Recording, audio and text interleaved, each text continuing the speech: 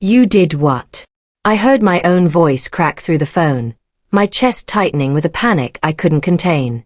My mother laughed on the other end of the line, that dismissive chuckle she always used when she thought I was being dramatic. Relax, Maya. We gave your spare key to Vanessa. She needed a reliable car, and yours was just sitting there in the parking lot. I stood in the empty parking spot where my brand new Honda Accord had been sitting just 12 hours ago. The concrete was still wet from the morning dew, and I could see the faint tire marks where someone had backed out quickly, carelessly. My heart was pounding so hard I could feel it in my throat, and my hands were shaking as I gripped the phone. Mom, that car is in my name. I've been making payments on it for 3 months. You can't just give someone my keys without asking me first. She's your sister, my mother said, as if that explained everything. Family helps family. You know Vanessa's been going through a hard time since her divorce. She needed transportation to get to her new job, and you have that nice new car just sitting there. I closed my eyes and tried to breathe. Vanessa. Of course it was Vanessa. My older sister, who had crashed 4 cars in the last 5 years. My sister, who had totaled our father's truck running a red light because she was changing the radio station. Who had wrapped her ex-husband's sedan around a telephone pole after drinking at a party and swearing she was fine to drive. Who had driven her own leased vehicle into a ditch because she was texting and forgot the road curved. Who had rear-ended a school bus, thankfully empty, because she was applying mascara at a stoplight. Mom, Vanessa has destroyed every car she's ever touched. She has the worst driving record of anyone I know. That's not fair, Maya. Those were accidents. Anyone can have an accident. 4 accidents in 5 years isn't bad luck. It's a pattern. It's negligence. And now you've given her my car without even telling me. My mother's voice hardened, taking on that edge I knew so well. You've always been jealous of your sister. Ever since you were children, you couldn't stand to see her have anything nice. You always had to compete with her. I almost laughed at the absurdity of it. Me, jealous of Vanessa? I had worked 2 jobs through college while she dropped out after 1 semester to pursue a modeling career that never materialized. I had saved for years to afford the down payment on this car while she burned through 3 marriages and twice as many credit cards. I had built my life carefully, brick by brick, while she demolished everything in her path and expected someone else to clean up the rubble. Mom, I need you to listen to me very carefully. Where did Vanessa take my car? I don't know exactly. Probably to work. She said something about a new position at a salon in Worthington. You should be happy for her, Maya. She's finally getting her life together. When did she take it? Last night around 11. Your father met her at your apartment complex and gave her the spare key. We thought you'd be asleep and we didn't want to wake you. We were trying to be considerate. They had come to my apartment in the middle of the night and handed over my property without even knocking on my door to ask permission. The betrayal of it settled into my bones like ice water, spreading through my entire body until I felt numb. Mom, I'm going to give you a minute to understand what you've done. You and Dad came to my home, gave away my car without my permission, and didn't even tell me until I called in a panic because I thought it had been stolen. It wasn't stolen, Maya. It's with family. That's completely different. It was taken without my consent. That's the definition of stolen. My mother scoffed, and I could picture her rolling her eyes. You're being ridiculous and dramatic as usual. Your sister will bring it back when she's done with it. A week, maybe 2 at most. When she's done with it. It's not a library book, Mom. It's a $28,000 vehicle that I'm still paying off. I have car payments. I have insurance. I need that car to get to work. Money, money, money. That's all you ever think about, Maya. Family comes before money. Family comes before everything. I felt something shift inside me. A wall I had spent 27 years building, brick by careful brick, to protect myself from the reality of who my family actually was. And in that moment, standing in an empty parking space with the Columbus morning traffic rushing past and the cold October air biting at my cheeks. I felt the first crack appear in that wall. "All right," I said quietly. "Just give me a minute." I hung up before she could respond. "My name is Maya Richardson, and I'm 27 years old. I work as an operations manager at Crestwell Electric, a mid-sized electrical supply company on the east side of Columbus, Ohio. I've lived in this city my entire life, watched it grow and change around me while I tried desperately to grow and change myself into someone my family might finally respect." I stood in that empty parking spot for a long moment, staring at my phone. Then I opened my contacts, scrolled past my mother's name, past my father's, past Vanessa, and found the number I never thought I'd actually dial. I called the police. The officer who arrived was a woman about my age with kind eyes and a no-nonsense demeanor that immediately put me at ease. Her name was Officer Bradley, and she listened to my story with the patience of someone who had heard variations of it 100 times before, but still gave each case her full attention. "So let me make sure I understand the situation," she said, her pen poised over her notepad. "Your parents entered your apartment complex last night, gave your spare key to your sister, and she drove away in your vehicle without your knowledge or consent?"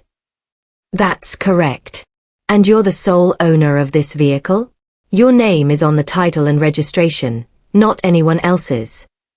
"Yes. I bought it 3 months ago from a dealership in Dublin. I still have all the paperwork inside my apartment." Officer Bradley nodded and made a note.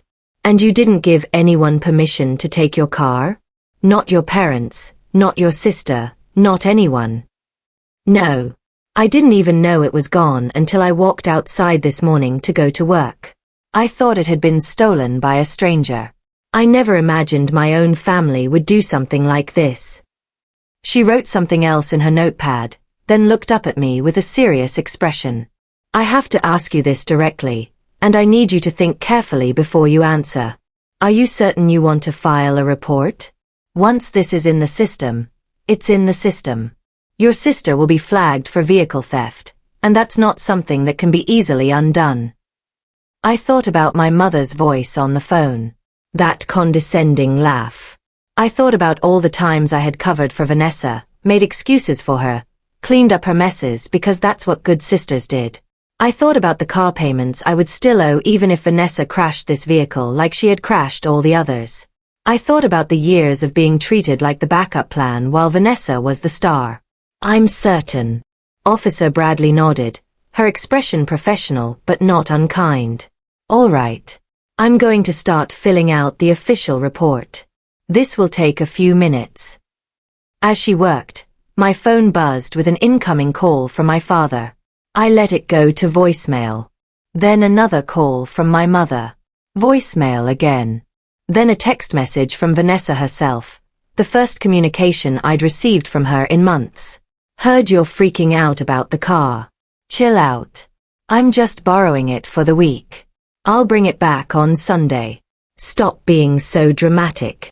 I showed the text to Officer Bradley, who raised an eyebrow as she read it. "She texted you admitting she has the car. Apparently she thinks this is just a misunderstanding. She thinks I'm overreacting. Well, this will make things easier from an evidentiary standpoint." Officer Bradley took a photo of my screen with her own phone. "I'm going to enter this into the system now. Your vehicle will be flagged as stolen, and any officer who runs the plates will be alerted immediately. If your sister is driving it, she will be stopped." Part of me expected to feel guilty.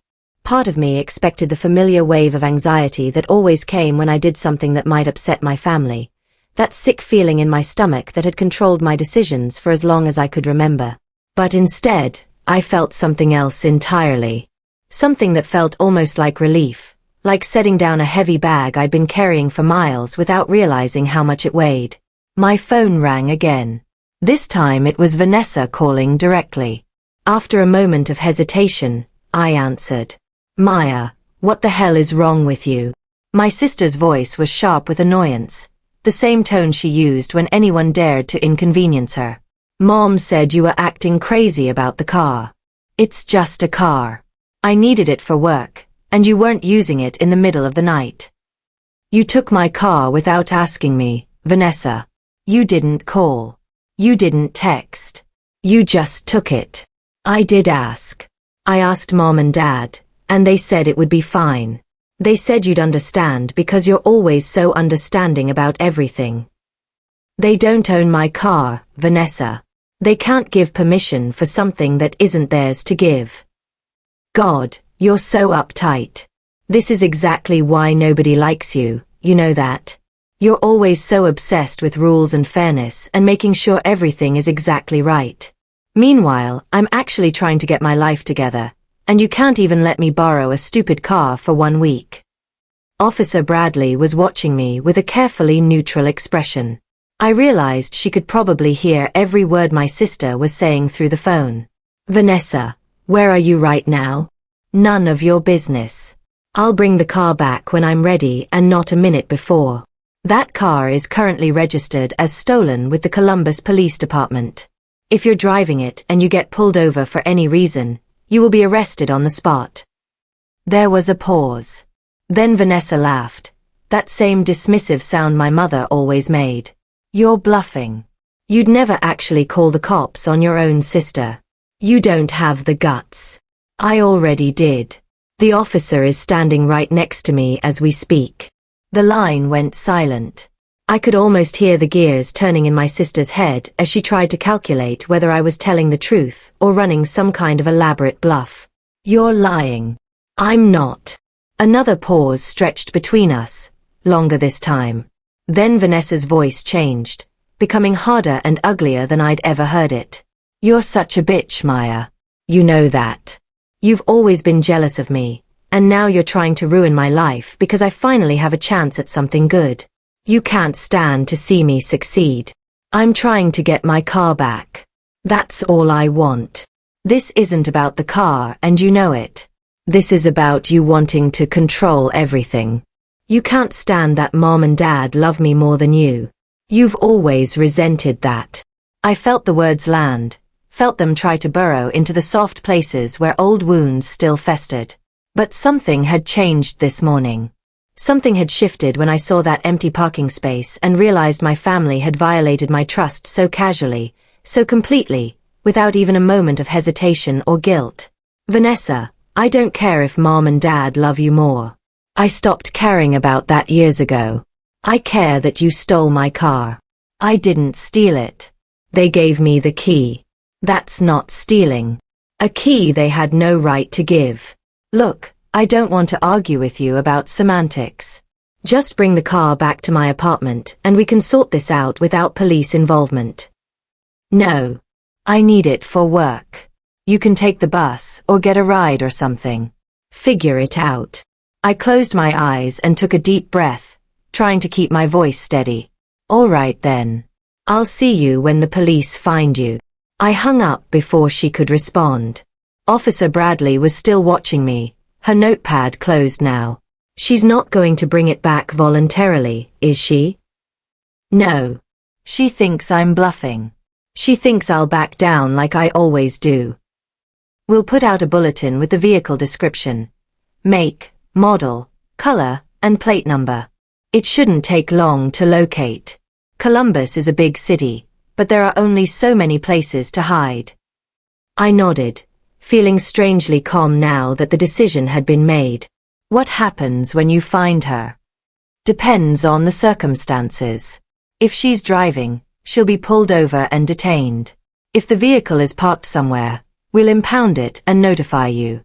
Either way, she'll have to answer for taking your property without permission. The call came 4 hours later.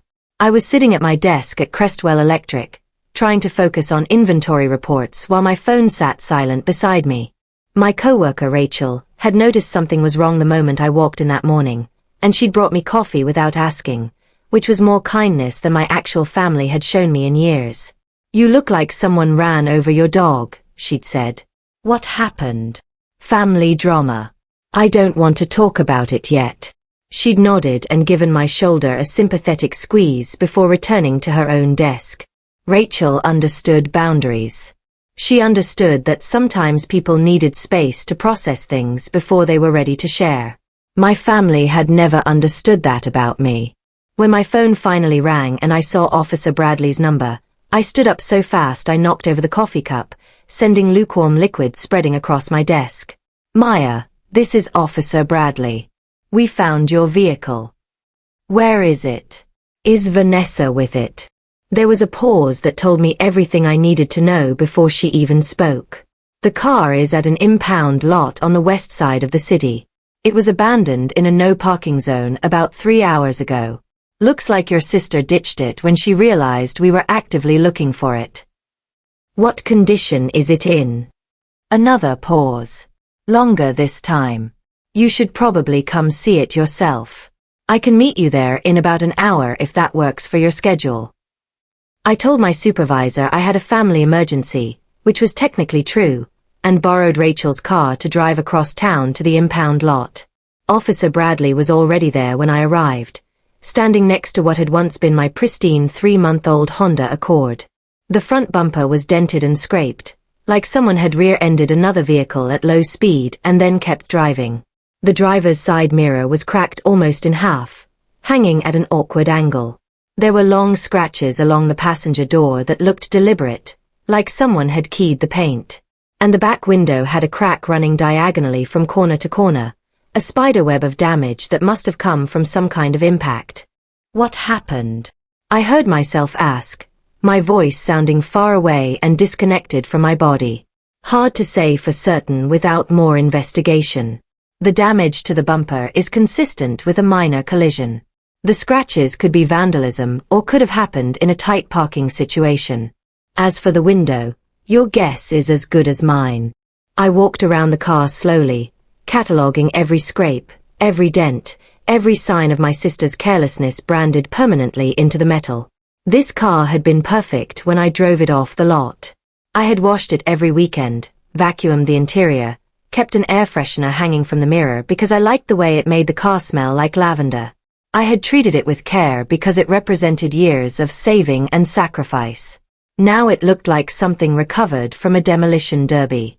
We found fast food wrappers all over the interior, Officer Bradley continued. And there's some kind of stain on the back seat that I'd strongly recommend having professionally cleaned. Could be motor oil, could be something else. Either way, it's not pretty. My phone rang. My mother's number flashed on the screen. I answered it this time because I wanted her to hear exactly how angry I was. Maya, Vanessa just called me crying hysterically. She said the police are after her because you filed some kind of report. Please tell me this is all a big misunderstanding. It's not a misunderstanding, Mom. She stole my car. Stole is a very strong word, my mother said, her voice tight with the kind of controlled anger she used when she was trying not to explode. She borrowed it. There's a difference. She took it without my permission, drove it for less than 24 hours, and already damaged it severely. I'm standing in an impound lot right now looking at the wreck she made of my brand new car. The bumper is dented. The mirror is cracked. The back window has a huge crack in it. And the interior looks like a garbage dump. Damaged it. What do you mean damaged? Vanessa didn't mention anything about damage. Of course she didn't.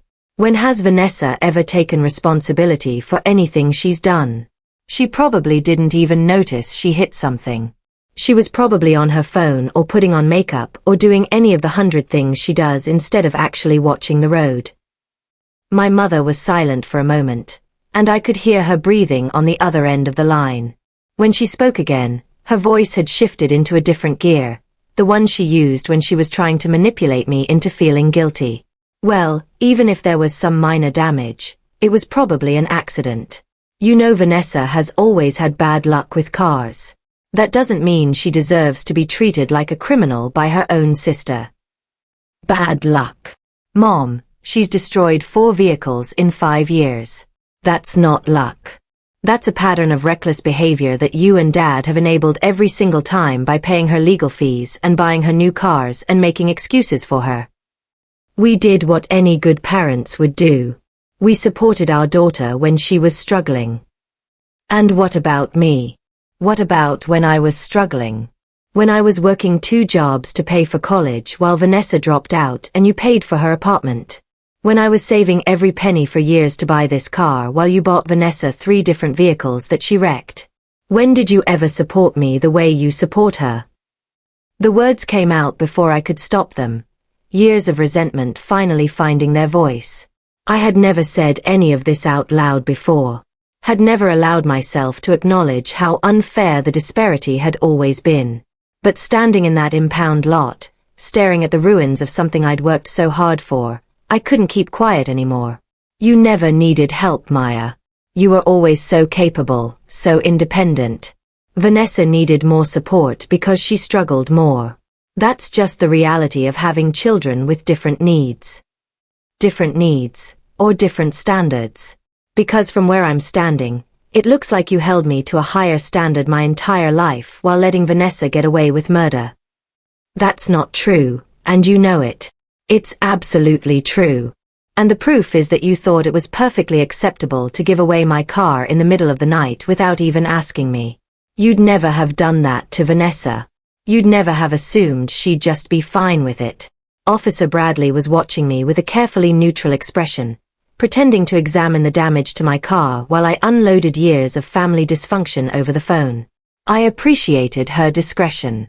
Maya, I think you're overreacting because you're upset. Why don't you take some time to calm down, and then we can talk about this like reasonable adults. I'm perfectly calm, Mom. I've never been calmer in my life. And here's what's going to happen. Vanessa is going to face consequences for stealing my car. Real consequences, from the legal system. Because clearly our family is incapable of holding her accountable for anything. You can't be serious. You're going to let the police arrest your own sister over a car. She stole my property and destroyed it. Those are her choices, not mine. I'm just responding appropriately.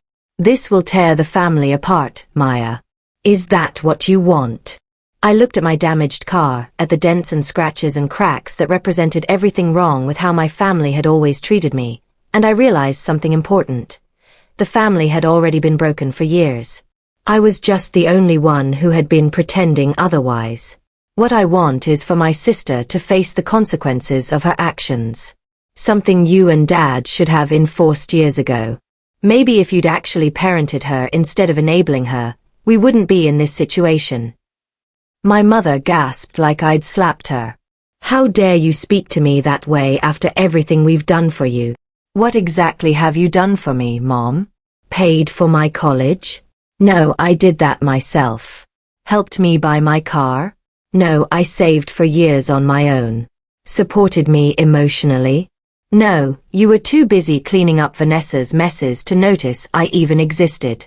The only thing you've ever done for me is criticize me for not being more understanding of my sister's problems. There was a long silence. Then my mother said, very quietly, I think you need to take some time and reflect on what you're doing to this family. I think you need to do the same. I hung up and blocked her number before she could call back. Officer Bradley cleared her throat. That sounded like a difficult conversation. You have no idea. Actually, I might have some idea. These situations are more common than you'd think. Family members taking property without permission, assuming forgiveness will be automatic. It rarely ends well. I looked at her. This stranger who had shown me more respect in one morning than my family had shown me in 27 years. How do I proceed with pressing charges? First, we need to document all the damage to your vehicle. Then you'll need to give a formal statement at the station. After that, the prosecutor's office will decide how to proceed based on the evidence. What kind of charges could she face? Unauthorized use of a motor vehicle is a misdemeanor in Ohio. Given the damage, there could be additional charges related to property destruction. But I should warn you, family cases like this can get complicated. Are you sure you want to go through with it? I looked at my ruined car one more time. I've never been more sure of anything in my life. The insurance adjuster arrived 2 days later, a middle-aged man named Gerald who walked around my battered car with a clipboard and a sympathetic expression that suggested he'd seen this kind of thing before. I'd retrieved the car from the impound lot and paid the fees myself, another expense I couldn't afford but couldn't avoid. So this was a theft by a family member? Gerald asked, making notes on his form. My sister. She took the spare key from my parents and drove off with it in the middle of the night without my knowledge or consent. And you filed a police report documenting the theft? Yes. I have the case number right here. I handed him the paperwork Officer Bradley had given me. Gerald nodded and continued his inspection, crouching down to examine the damage to the front bumper more closely. This dent is pretty significant. Looks like she hit something at a decent speed and kept driving. The paint transfer here suggests it was another vehicle, probably a darker color. She didn't mention hitting anything when she talked to my mother. But then again, she probably didn't even notice. That happens more often than you'd think. He moved around to the side of the car, running his fingers along the scratches on the passenger door. These look deliberate. See how they're all the same depth and angle. Someone keyed this car. Keyed it. Why would someone key my car? Hard to say. Could have been vandalism in whatever parking lot she left it in. Could have been someone with a grudge against your sister. Could have been your sister herself, for all we know. I stared at the scratches, a sick feeling settling in my stomach. The idea that Vanessa might have deliberately damaged my car out of spite was almost too much to process. But then again, was it really that surprising? She'd always been vindictive when she didn't get her way. Gerald moved to the back of the car and examined the cracked window. This is interesting. See how the crack radiates from this point here. Something hit the window from the inside, not the outside. Like someone threw something against it from the back seat. From the inside? That's what the pattern suggests. Could have been an accident, someone tossing a bag and hitting it harder than intended, or could have been intentional. Either way, it's going to need to be replaced. He spent another 20 minutes documenting everything, taking photos and making notes. When he was finished, he turned to me with an expression that was almost hopeful. Here's the good news. Your comprehensive coverage should handle most of this. Given that you have a police report documenting the theft, we can process this as a stolen vehicle recovery claim. What does that mean exactly? It means we'll cover the repairs minus your deductible. Given the extent of the damage, you might even qualify for a total loss payout if the repair costs exceed a certain percentage of the vehicle's current value. A total loss? You mean they'd pay me for the whole car? Potentially. I'll have to run the numbers and consult with our assessment team, but this is a fairly new vehicle with significant damage to multiple systems. It's definitely possible. I felt a small flicker of hope for the first time since I discovered my car missing. How long will that take? I should have an answer for you within a week. In the meantime, document any additional damage you find and keep copies of all your communications with the police. After Gerald left, I sat in my damaged car and tried to process everything that had happened in the past 48 hours. My phone buzzed with a voicemail notification, and against my better judgment, I checked it. Vanessa's voice filled my ear, slurred and angry, like she'd been drinking. So you actually did it. You actually called the cops on your own sister. I hope you're happy now, you selfish bitch. Mom and Dad are devastated. They can't believe you'd do this to the family. And for what? A stupid car. You always cared more about things than people, Maya. That's why you're going to die alone, you know that? Nobody wants to be with someone as cold as you.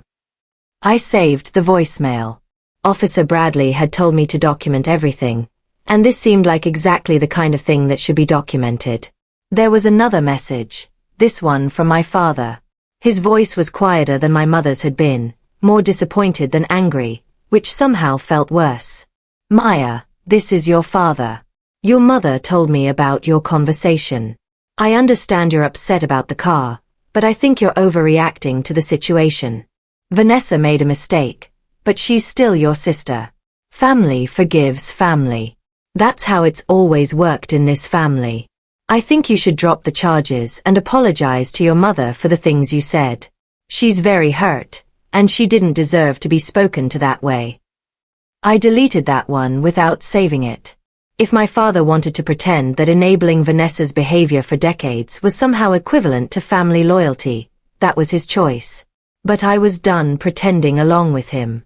The third message was from an unknown number, and when I played it, I heard Vanessa's voice again, but different this time, laughing, almost gleeful.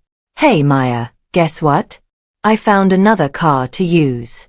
One of my friends is letting me borrow hers, so you can have your precious Honda back. What's left of it, anyway. Hope you enjoy driving around in a car that nobody wants, just like you. Have a great life, sister. She hung up, still laughing. I sat in my damaged car in the parking lot of my apartment complex, surrounded by evidence of my sister's carelessness and my family's betrayal, and I realized something important. I had spent my entire life trying to earn the love and respect of people who were incapable of giving it. I had worked hard, played by the rules, been the responsible one, the dependable one, the one who always cleaned up the messes and made excuses and kept the peace. And what had it gotten me?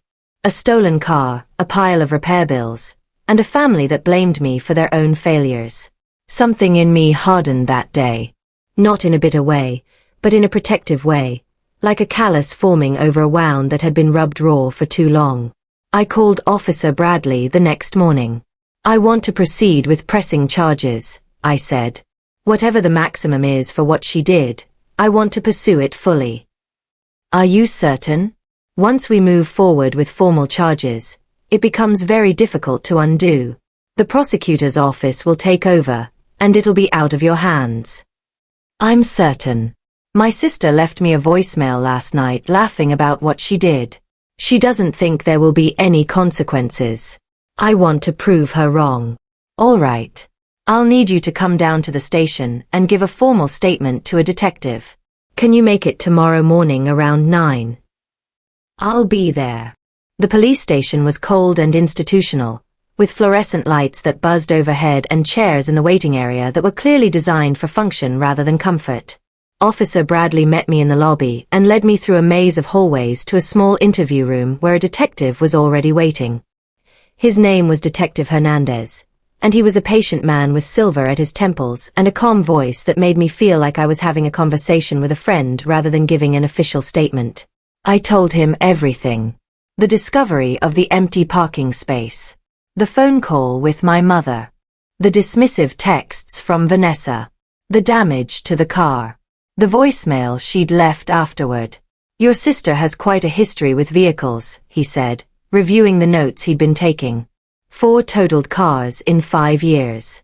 3 of them were accidents she caused through reckless driving. 1 was the result of a DUI. She's had her license suspended twice, and I'm honestly surprised she's even legally allowed to drive at this point. And my parents have enabled this behavior throughout. They've paid for her lawyers every single time. They've covered her insurance premiums when they got too high for her to afford. They've replaced her cars when she destroyed them, sometimes buying her newer and nicer vehicles than the ones she wrecked. They've never held her accountable for anything. But they haven't done the same for you? I laughed, a bitter sound that surprised me with its intensity. No. I bought my first car at 19 with money I saved from working 2 jobs while going to school full-time.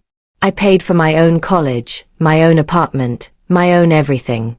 They always said I didn't need help because I was so capable and independent. But Vanessa needed help because she was struggling. That was always the excuse. Detective Hernandez nodded slowly, his expression thoughtful. It sounds like a very difficult family dynamic. It has been. But I'm done with it now. I'm done making excuses for her and covering for her and pretending that everything's fine when it clearly isn't. After the statement was complete, Detective Hernandez explained what would happen next. Vanessa would be officially charged with unauthorized use of a motor vehicle, which was a first-degree misdemeanor in Ohio.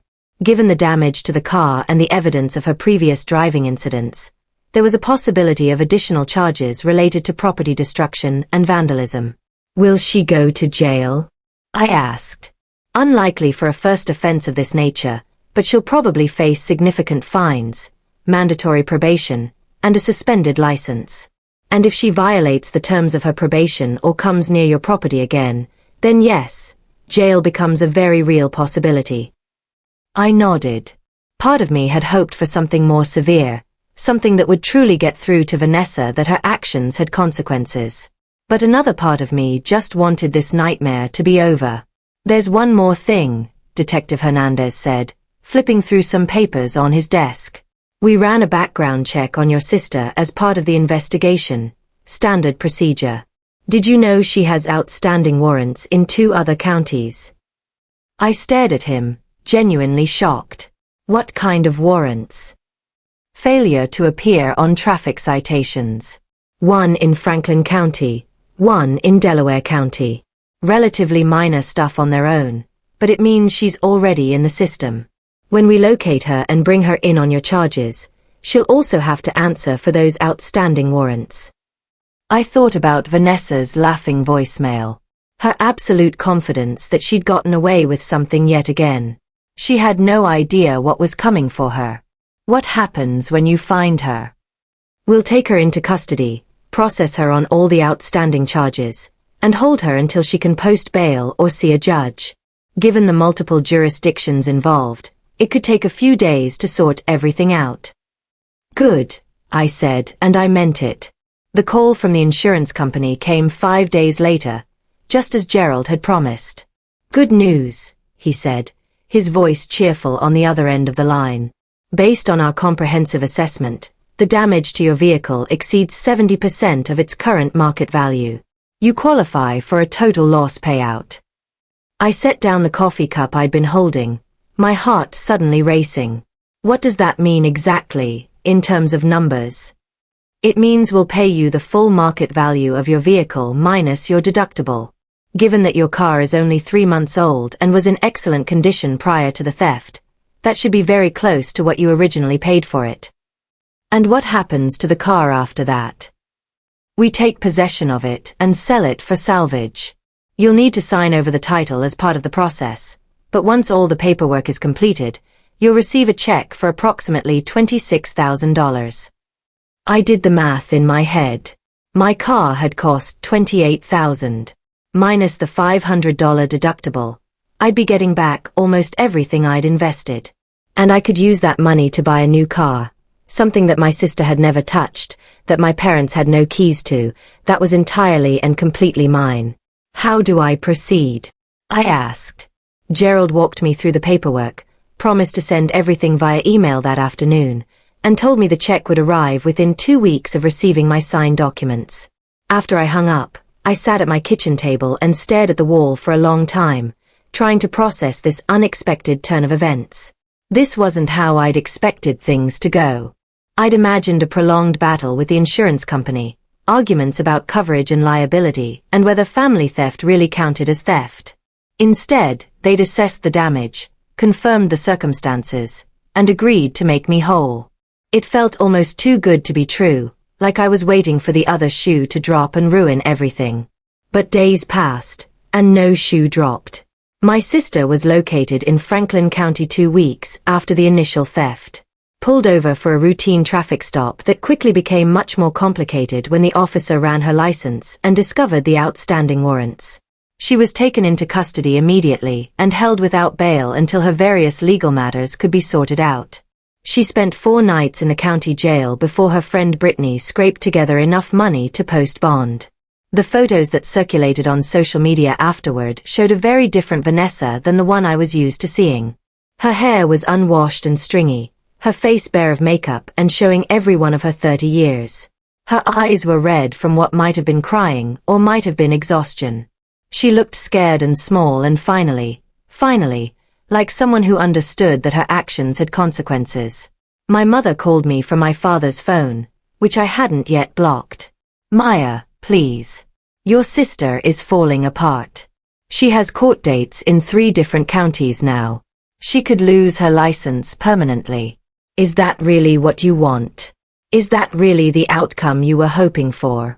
What I want, I said, keeping my voice perfectly calm, is for my sister to face the consequences of her actions. Something you and Dad should have enforced years ago when the problems first started. We did the best we could. Vanessa has always been difficult. She's always needed more support than you. Vanessa has always been enabled. There's a significant difference. And now that enabling has led her to a place where she's facing actual legal consequences for the first time in her life, maybe that'll finally be the wake-up call she needs. My mother started crying. Those theatrical sobs that had always worked on me when I was younger, that had always made me feel guilty for having feelings of my own. How can you be so cold? She's your sister. She's family. Does that mean nothing to you anymore? Family doesn't steal from each other, Mom. Family doesn't trash each other's property and then laugh about it on voicemail. Family doesn't enable destruction for decades and then blame the victim for finally standing up for themselves. You want to talk about what family means? Maybe you should start by examining what kind of family you and Dad have created. That's a terrible thing to say. We've always tried our best for both of you. Your best wasn't good enough. And I'm done pretending that it was. I hung up and blocked my father's number too. The court date came 3 months after the theft, on a cold November morning that perfectly matched my mood.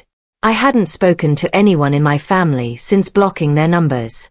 Hadn't responded to the letters they sent or the messages they left through mutual relatives. I'd built a wall around my life, solid and strong, and I wasn't letting anyone through who hadn't earned the right to be there. Detective Hernandez had called me the week before to explain what would happen at the hearing. Vanessa was facing multiple charges now, not just the unauthorized use of my vehicle. The outstanding warrants had been consolidated into a single case, and she was being tried for a pattern of traffic violations, failure to appear on multiple court dates, driving with a suspended license, and property damage. The prosecutor was pushing for jail time. You don't have to attend the hearing, he said. You've already given your statement, and the evidence speaks for itself. But you have the right to be there if you want to see how it plays out. I wanted to see it. I needed to see it. The Franklin County Courthouse was a large stone building that felt appropriately serious for the occasion. I found a seat in the gallery near the back and watched as the room slowly filled with lawyers, defendants waiting for their own cases, and observers like myself. My parents arrived about 10 minutes before Vanessa's case was scheduled to be called. My mother wearing a black dress that made her look like she was attending a funeral. My father in a suit I'd never seen him wear before. They spotted me immediately. My mother's face went through several emotions in rapid succession. Surprise that I was there, hope that my presence meant reconciliation, anger when she saw my closed expression, and finally resignation when I didn't acknowledge her at all. She started to move toward me, but my father put a hand on her arm and shook his head. They sat on the opposite side of the gallery, as far from me as they could get while still being in the same room. Vanessa was brought in by a bailiff, wearing an orange jumpsuit, her hair pulled back in a messy ponytail. She looked smaller than I remembered, diminished somehow, like the past 3 months had taken something fundamental out of her. She didn't look in my direction at all. The judge was a woman in her 60s with steel gray hair and a no-nonsense demeanor that suggested she'd seen every excuse and manipulation in the book, and was no longer impressed by any of them. She read the charges aloud in a clear, deliberate voice. Unauthorized use of a motor vehicle, failure to appear on 3 separate traffic citations, driving with a suspended license, destruction of property valued at over $1,000. The list seemed to go on forever. How does the defendant plead? The judge asked when she'd finished. Vanessa's lawyer, a harried-looking public defender who kept shuffling through papers like he wasn't entirely sure which case he was handling, leaned over and whispered something in her ear. Vanessa listened, then looked at my parents, then finally, briefly, at me. Our eyes met across the courtroom for just a moment, and I saw something in her expression that might have been shame or might have been anger. It was hard to tell. Guilty, Your Honor, she said quietly. The sentencing portion of the hearing took about 20 minutes. The judge reviewed Vanessa's driving record in exhaustive detail, noting each incident and its outcome. She listened to the public defender argue for leniency, citing Vanessa's difficult personal circumstances, her recent divorce, her willingness to plead guilty and accept responsibility. Then she looked at Vanessa directly, and her expression was not sympathetic. "Miss Richardson, I've reviewed your file extensively, and what I see is a consistent pattern of disregard for the law, for other people's property, and for the consequences of your actions. You've been given multiple chances to correct your behavior over the years. You've been offered plea deals and reduced sentences and opportunities to make things right. And you've squandered every single one of those opportunities. At some point, the court has to send a message that this kind of behavior will not be tolerated." My mother made a small sound from across the room, like a sob being strangled before it could escape. "I'm sentencing you to 90 days in county jail, with 60 days suspended pending successful completion of probation. You will serve 30 days beginning immediately. Following your release, you will be on supervised probation for 2 years. Your driver's license is hereby revoked indefinitely, and you may petition for reinstatement after 5 years if you have demonstrated sustained compliance with all court requirements. You are ordered to pay restitution to the victim in the amount of $3,000, and you are prohibited from contacting the victim in any way, directly or indirectly. Do you understand these terms?" Vanessa nodded, her face very pale. "Yes, Your Honor. Additionally, any violation of these probation terms will result in the immediate imposition of the suspended sentence, plus any new charges that may apply. This is your last chance, Miss Richardson. I strongly suggest you take it seriously." "I understand, Your Honor." The bailiff led Vanessa away through a side door. She didn't look back at my parents. She didn't look at me. She just walked with her head down and her shoulders hunched, like someone who'd finally realized that the world wasn't going to keep making exceptions for her. I sat in that courtroom and watched my sister disappear through the door, and I felt something I hadn't expected. Not satisfaction exactly, though there was certainly some of that. Not vindication, though that was present too. What I felt most strongly was relief, the kind of deep, bone-level relief that comes when a weight you've been carrying for so long you forgot it was there finally lifts from your shoulders. My parents found me in the hallway outside the courtroom a few minutes later. I'd been expecting them to approach, had steeled myself for whatever guilt trip or emotional manipulation they were about to deploy. But what I got instead was something I'd never seen from either of them before. Genuine bewilderment. "Maya," my father said, his voice smaller and more uncertain than I'd ever heard it. "How did we get here? How did things go so wrong?" I looked at him. Really looked at him. This man who had snuck into my apartment complex in the middle of the night to give away my property. Who had enabled my sister's destruction for decades. Who had expected me to clean up messes I didn't make and accept disrespect I didn't deserve. "You got here by treating me like I didn't matter and treating Vanessa like she could do no wrong," I said. "You got here by never holding anyone accountable for anything. You got here by deciding that my boundaries were less important than keeping the peace."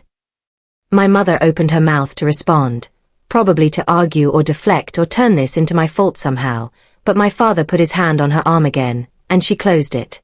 "I think," he said slowly, "that we made a lot of mistakes. I don't know how to fix them." "I don't know either," I said honestly. "And honestly, I'm not sure I want to try right now. Maybe someday. But not today." I walked away before either of them could respond. My new car was waiting in the parking garage. A silver Toyota Camry that I'd bought with the insurance payout. A car that no one in my family had ever sat in or touched or held a key to. I got in, started the engine, and drove away from the courthouse without looking back. The weeks that followed were a study in transformation. Without the constant drama of my family draining my energy and demanding my attention, I found myself with time and emotional bandwidth I hadn't known I was missing. I started exercising again, joined a gym near my apartment, and went 3 times a week. I reconnected with friends I'd neglected for years, people who had drifted away while I was busy managing my family's chaos. I started living my life for myself, maybe for the first time ever. My coworker Rachel noticed the change immediately. "You seem different lately," she said one afternoon in the break room. Lighter somehow. Like you finally put down something heavy you were carrying. That's exactly what happened, I said. I stopped carrying weight that wasn't mine to carry. She nodded like she understood. And maybe she did. Everyone has something they've been holding on to for too long. The restitution check from Vanessa arrived about 2 months after the trial. A money order for $3,000 that must have cost her everything she had saved. I deposited it into my savings account without ceremony. Money that would go toward building my future instead of cleaning up someone else's past. A year passed. Vanessa completed her 30 days in jail and was released into her probation period. According to cousins who still talk to both of us, she was working at a fast food restaurant and living in a small apartment with a roommate, unable to drive and completely dependent on public transportation and the kindness of friends.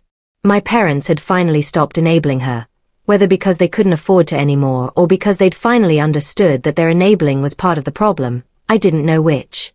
And I didn't particularly care.